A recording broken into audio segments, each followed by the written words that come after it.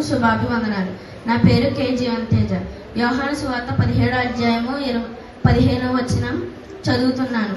దుష్టుని నుండి వారిని కాపాడమని ప్రార్థించుచున్నాడు.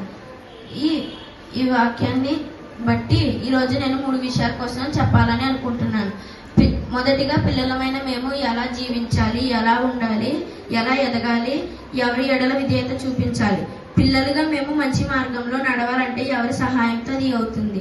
చదవబడిన వాక్యాన్ని 2 విషయాలు ఎలా అన్వయించుకోవాలో తెలుసుకుందాం. ముందుగా మొదటి అంశం గురించి చెప్తాను.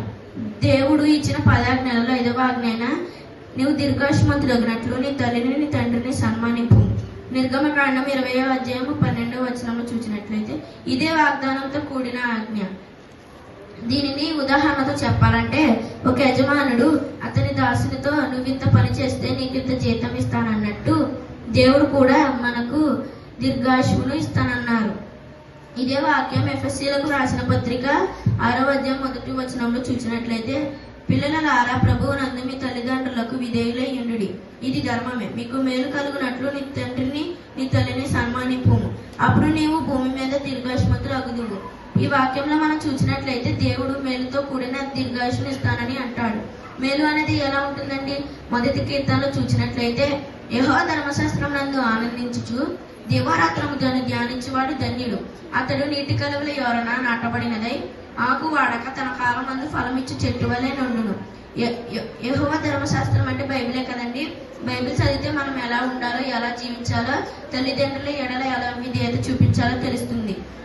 అప్పుడే దేవుడు మేలు అనేది కలుగజేస్తారు. మేలు అంటే వాక్యంలో చూసాం కదండి, ఆకు వాడక తన కాలమందు ఫలమిచ్చి చెట్టు వల్ల పిల్లల భవిష్యత్తులు ఉంటాయి.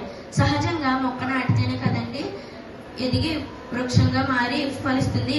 అలాగే పిల్లలుగా మనం కూడా ఫలించే చెట్టులాగా ఉండాలి. అప్పుడు నువ్వు చేసే ప్రతి పనిని దేవుడు ఆశీర్వదిస్తాడు, నీ కష్టానికి ప్రతిఫలాన్ని ఇస్తాడు. అలానే సామెతల గ్రంథము 23వ అధ్యాయము 22వ వచనంలో చూసినట్లయితే, నిన్ను కనిన నీ తండ్రి ఉపదేశము అంగీకరించుము, నీ తల్లి ముదిమయందు ఆమెను నిర్లక్ష్యము చేయము. సహజంగా తల్లిదండ్రులు పిల్లలే లోకంగా జీవిస్తారు కదండి, కానీ పిల్లలు వారిని ఎదిరిస్తున్నారు.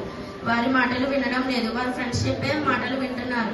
అలా పాపంలో పడుతున్నారు. ఫ్రెండ్స్ చెప్పే చెడు మాటలు వింటూ పాపంలో జీవిస్తున్నారు. పాపానికి జీతం మరణం కదండి. మన పాపము మనల్ని మరణంలోనికి నెట్టివేస్తుంది. ఈ పాపములో పడకుండా ఉండాలి అంటే, పాపం నుండి తప్పించుకోవాలి అంటే మనం ఏం చెయ్యాలో మనకి దేవుని వాక్యం చెబుతుంది. తల్లిదండ్రులు చెప్పే మాటలను మనం త్రోసివేయకూడదు. మనకి మేలు కలిగినట్లు ఇంకా ఏమేమి చేయాలో వాక్యంలో గమనించినట్లయితే, సామెతల గ్రంథము 23వ అధ్యాయము 25వ వచనంలో చూసినట్లయితే, నీ తల్లిదండ్రులను నీవు సంతోష పెట్టవలెను, నిన్ను కనిన తల్లిని ఆనందపరచవలెను. మన ప్రార్థన ద్వారా మన తల్లిదండ్రులకు మనం ఆనందాన్ని కలుగు చేయాలి, కానీ దుఃఖాన్ని కలుగు చేయకూడదని వాక్యం ద్వారా మనం అర్థం చేసుకోవచ్చు.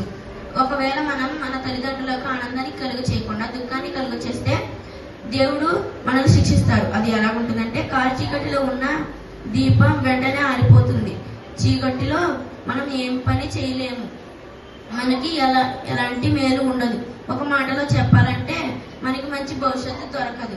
అలానే మనం సామెతల గ్రంథం 30వ అధ్యాయం 17వ వచనంలో చూస్తే, తండ్రిని అపహసించి తల్లి మాట విననల్లని వాని కన్ను లోయ కాకులు పీకును, పక్షిరాజు పిల్లలు దానిని తినును. తల్లిదండ్రులకు లోబడకుండా వారిని దూషిస్తే దేవుడు మనల్ని శిక్షిస్తారు. అందుకే పిల్లలుగా మనం జీవితం బాగుండాలి, మనకు మేలు కలగాలి, దీర్ఘాయుష్షు కావాలన్నా తల్లిదండ్రులను సన్మానించాలి. రెండవదిగా, పిల్లలందరూ ఫలభరితమైన జీవితం జీవించాలి అంటే అది ఎవరి ద్వారా సాధ్యమవుతుందండి? ఎవరు వారిని అలా పెంచగలరు? వారి తల్లిదండ్రులే కదండి. పిల్లలను దేవుని వాక్యంలో పెంచాలి. మనం బైబిల్ గ్రంథంలో చూసినట్లయితే, మనం భార్య దగ్గరకు దేవుని ప్రార్థన